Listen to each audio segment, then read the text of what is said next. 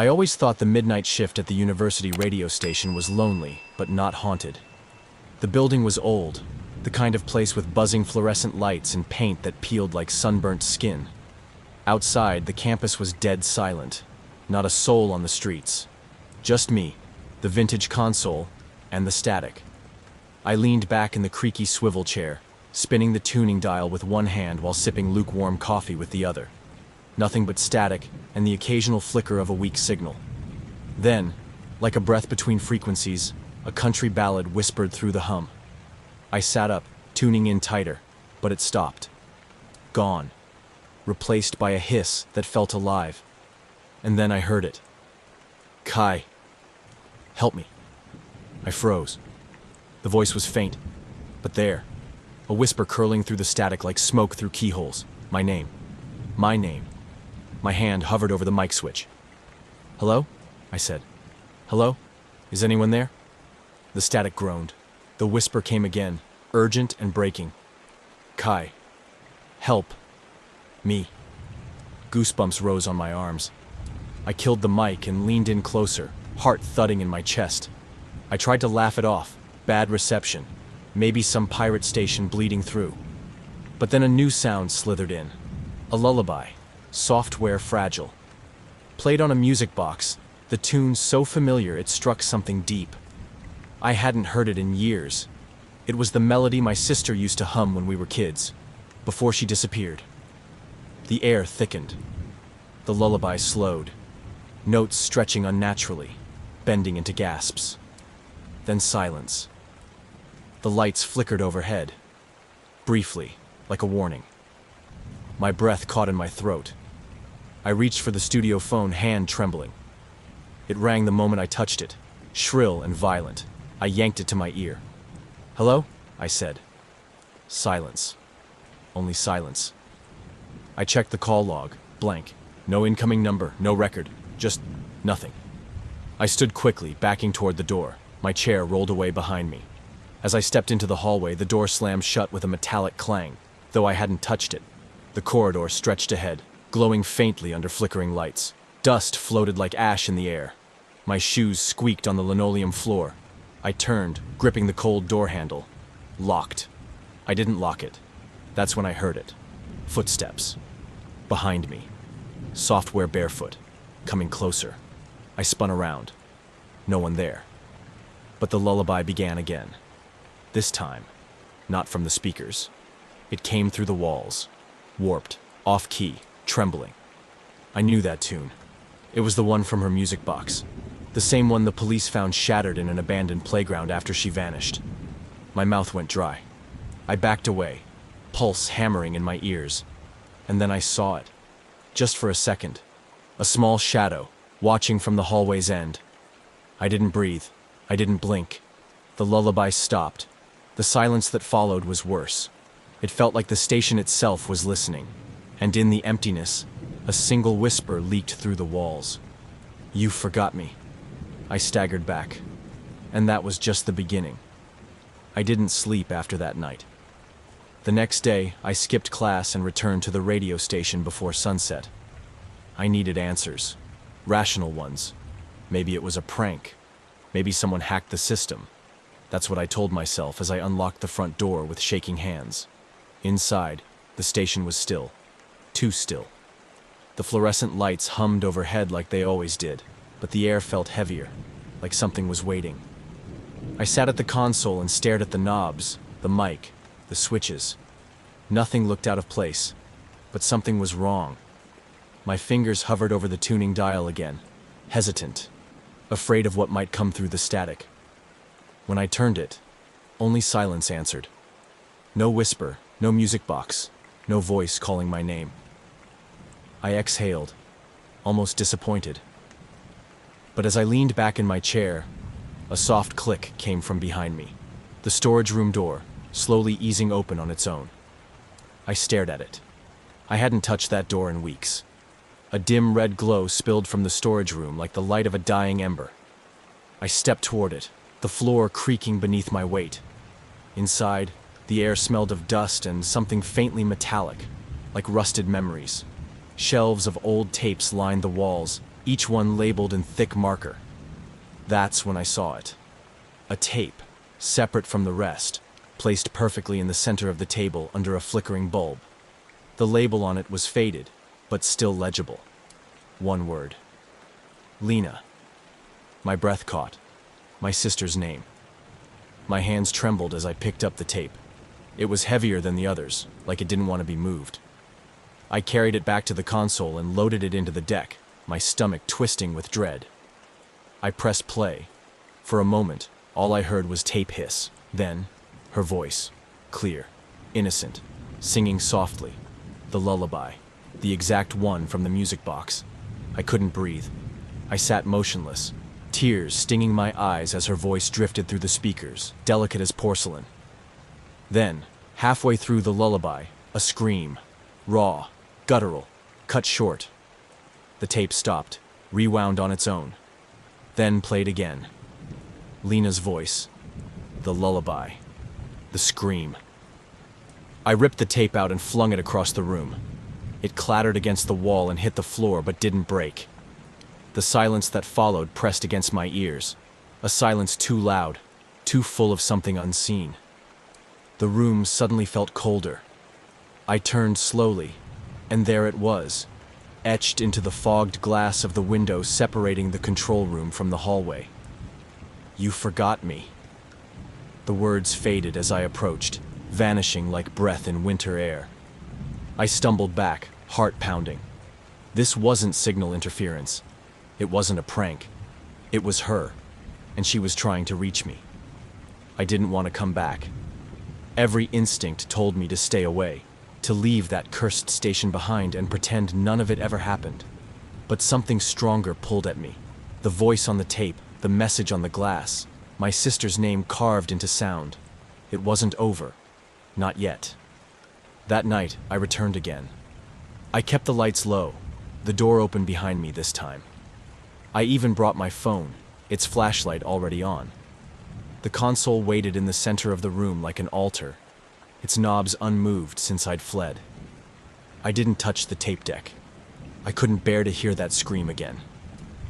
Instead, I sat down and powered up the microphone, just like I did on every normal night. Just like before the whispers. "This is Kai," I said into the mic, voice wavering. "If someone's listening, I need to know what this is. Please." I let go of the switch, and the phone rang. Not once, not twice. 7 times.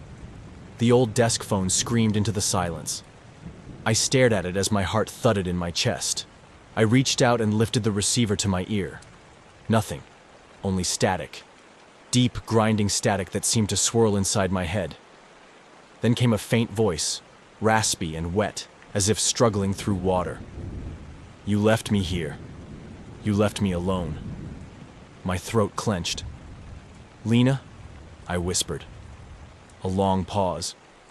Then a sharp gasp, like someone had been yanked away from the line. The call dropped. I stared at the phone for a long time, its dial tone now soft and steady, pretending like nothing had happened. I checked the call log on the phone's small green screen. No history, no number, blank. The station speakers crackled. At first it was just the same dull hum as before, until the music started again.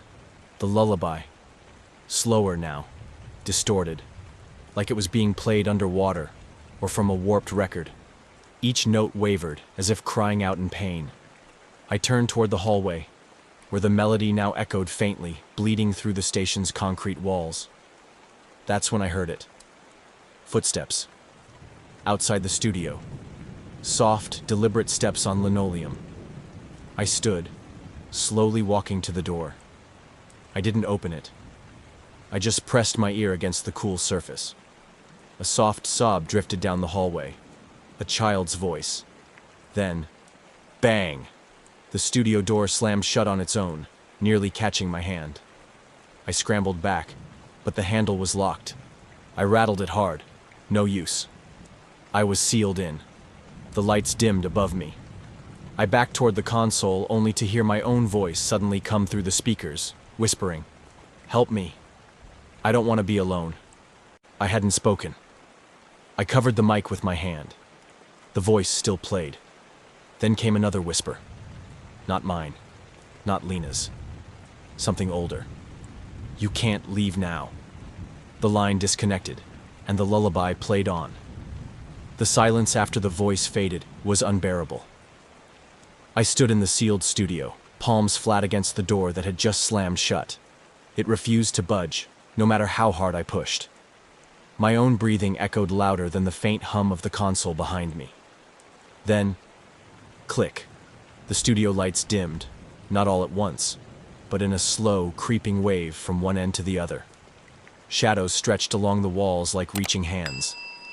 I turned, feeling the chill deepen around me. The lullaby returned, fainter than before but unmistakable. It didn't come from the speakers this time. It seeped in through the very walls, crawling into the studio like a memory unwilling to die. I looked around, searching for the source, but the equipment was powered off. No lights on the console, no signals. And yet, the tune grew clearer, off-key and slow, as if the music box was winding down. My phone's flashlight barely pierced the growing gloom. I aimed it toward the hallway window. The glass clouded again. But this time, something moved just beyond it. A small silhouette, standing still. Then it shifted. I stumbled back, hitting the desk behind me. My shoulder struck the switch for the overhead mic. It crackled on, and immediately cut to static, loud and violent, like it was angry I touched it. That's when the footsteps began. Not in the hallway, inside the studio. But I was alone. Or I thought I was. The steps were soft, like bare feet slapping gently against tile. I spun in circles, flashlight trembling in my hand, but saw only empty corners. Still, the footsteps continued. Behind me, always just out of reach. Then the light above the hallway window sparked and died. A cold draft slithered into the room, though no windows were open. My breath frosted in the air. I stepped back again, and my foot hit something that skittered across the floor. I shined the light down.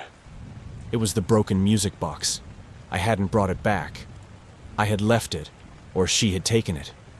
It began to play again, on its own. The lid creaked open. A few jagged, trembling notes escaped before it jammed. But the lullaby didn't stop. It echoed all around me now, like it was being sung by invisible voices layered over one another, each more distorted than the last. I fled to the door again and tried the handle, still locked. Suddenly, the lights in the hallway began to flicker in sequence. Pop, pop, pop, stretching away into darkness. And in the brief bursts of light, I saw her again. At the far end of the corridor, a little girl. Her white dress stained and her head tilted, as if too heavy for her neck. Her eyes didn't blink. The lights flickered once more. She was closer. Another flicker. Closer again. My heart pounded. I slammed on the door, shouting, "Stop! Please, what do you want?" No answer. Only her steps, growing louder. Inside the studio, the speakers shrieked as the static warped into a low growl. Then the lights went out completely. In the pitch black, the music box kept playing, and I could hear her, right behind me, humming along. The moment the humming stopped, everything dropped into a suffocating silence. I didn't dare move. The flashlight in my hand sputtered, barely holding a beam. My breath was sharp and shallow, and the air around me felt thinner, as if the walls themselves were closing in. Then I heard it, a soft, mechanical whirring. It came from behind the control room wall, the archive room. I moved carefully, stepping over the music box that had stopped mid-tune on the floor. The hallway outside the studio was darker than before, like the fluorescent bulbs had given up. My footsteps sounded too loud against the tiles, echoing in the still air. The whirring grew louder as I neared the archive door. That room was supposed to be locked. It always was. But the door stood wide open. Inside, dust hung in the flashlight beam like smoke. Rows of shelves sagged under the weight of forgotten analog equipment, reel-to-reel machines, old cassette decks, a tower of unlabeled tapes. One reel-to-reel machine near the back spun slowly, its magnetic tape unfurling on its own. No power, no one near it, yet it played. I stepped closer and saw the reel had a strip of masking tape on it, a name written in fading red ink. Lena, 10 April 2009. My throat tightened. That was the day she vanished. The machine groaned as it played the reel, its audio buzzing with static at first. Then came her voice, clear, trembling, broken. Kai, are you there? I clutched the table. It was her. I knew it was her. I was scared. I followed the music like he said. But it wasn't you. It wasn't you. The reel hissed, then warped. Her cry distorted into something unnatural. My flashlight flickered, and every shelf around me creaked as if shifting in place. The voice returned, only this time desperate, screaming, "Don't leave me! Don't leave me here!" I stepped back. The lights above the archive room exploded in a wave.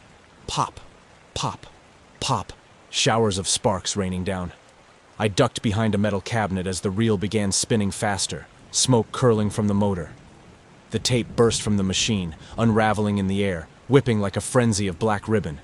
Then, darkness. Total blackout. In the pitch black, I heard it again. The music box winding closer. And something else. Small footsteps. I raised the flashlight. It flickered weakly, and in its dying glow, I saw her again. Lena, standing just beyond the shelves, cradling the shattered box in her arms. Her dress was torn. Her mouth trembled as if caught between sobs and song. "You didn't come," she said. The flashlight died. And in the dark, the reel-to-reel groaned one last time before snapping. But her lullaby kept playing, right beside me. I didn't remember standing up. 1 second I was crouched in the dark, heart hammering in my chest as Lena's lullaby coiled through the air around me. Then the flashlight flickered once, steadied, and I was somehow back in the hallway. It was empty. Too empty. The kind of quiet that comes after something terrible. My hands were trembling. I could still hear the faint echo of her voice behind my ears, the final words from the reel repeating in my mind. "Don't leave me here." The station walls pulsed with a low hum now, like the building itself was breathing. I moved forward in a daze, drawn toward the only light still glowing faintly down the corridor, the emergency exit sign flickering red above the far end. But as I neared it, the air shifted. A cold static crackled against my skin. Then a new sound cut in, a frequency rising like a siren through broken speakers. The overhead lights buzzed, surged, then exploded in a shower of sparks. The hallway darkened in bursts, and in one of those flashes, she was there. At the end of the corridor, Lena. Her figure small and unmoving, drenched in shadow except for the pale shimmer of her dress. The music box was clutched in her hands, its lid open and playing a warped, slowed version of the lullaby. And her face, her eyes were empty, not hollow, but void. Still, she stepped forward. One step, then another, and with every movement, the radio frequency in the air screamed louder. The speakers in every room erupted with feedback, the kind that rattled the floor and made your teeth vibrate. My flashlight fizzled and died. I tried to run, but my legs moved like I was underwater. Lena was still coming, slow but steady, the music box twisting in her hands like it was alive. "You forgot me," she whispered again, and this time her voice came not from her lips, but from inside the walls. The pipes groaned. The ceiling cracked. The building hurt with her sorrow.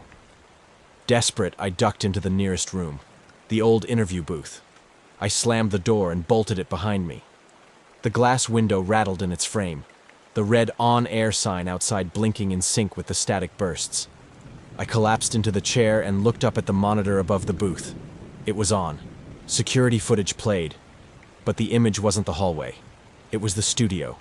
And in that feed, I saw myself, still sitting at the console, frozen, microphone on, mouth moving, but I wasn't there. I was in the booth, watching it. And yet, on the feed, the version of me leaned forward and whispered into the mic, "Help me. Please. Help me." I stared at the screen in horror as the figure in the video lifted its head and looked directly at me. The broadcast was still live. and I wasn't sure who was speaking anymore. The figure on the monitor, me, but not, kept staring, lips barely moving as it whispered the same message over and over. Help me. Help me. The broadcast was still live. That version of me hadn't moved from the console, hadn't blinked, hadn't stopped. It looked like a loop, except I knew it wasn't. My hands shook as I backed away from the screen, but the broadcast bled through the booth speakers now too, my voice echoing around me in a low, haunted monotone. The lights above blinked out one by one until only the glow of the monitor remained. Then the door handle behind me twitched. I spun, no one there, but I heard it, breathing, shallow, small. The booth's red on-air sign snapped brighter, humming with power. And just beyond the glass window, in the dark hallway, she appeared. Lena. Framed in the blackness, her head tilted slightly, her feet bare and blood-caked, her arms wrapped around the broken music box like a lifeline. The melody clicked and chimed once more, twisted by time and grief. She stepped forward. The glass between us began to fog as though something colder than the air exhaled from her mouth. Her lips parted, but this time it wasn't her voice I heard. It was mine. From every speaker in the station, even the ancient radio in the corner, came a choked, desperate plea. I didn't mean to forget you. The walls groaned, the floor vibrated, and the door unlocked itself with a slow metallic click. I should have run. But I opened it. Outside, the hallway had changed. The station was wrong. Not empty, not dark, but faded, like an old photograph left too long in the sun. The walls were thinner. The light had a yellow, sepia tinge. A soft static filled the air, not just heard, but felt in my bones. Lena waited a few steps away. Her face, no longer blank, held something more. Sadness, yes, but also expectation. Her music box ticked in her hands, winding slower and slower. "Why didn't you come?" she asked. I swallowed hard, my throat dry as dust. "I didn't know. I thought you were gone," she said, stepping closer. "I was here, always here, and you stopped listening." She opened the music box one last time. The lullaby gasped its final broken notes. Suddenly, the studio lights flared behind me. I turned. The booth I'd been hiding in? Empty. No sign of me. But the console chair swiveled on its own, turning toward the mic. From the booth, speakers came a final broadcast, my own voice again, weak and fading. "You're listening to Station 103.5. This is Kai, signing off." Then, static. When I looked back, Lena was gone. Only the music box remained on the ground, lid closed. I bent down to touch it. The world fractured. A sharp ringing, a blast of cold, and then silence. Now, sometimes, late at night, if you tune the dial just right, past the static, beyond the hum, you'll hear it. A voice, calling out, faint, familiar. "Help me." And the song that follows isn't from any known record. It's a lullaby, played for someone long forgotten.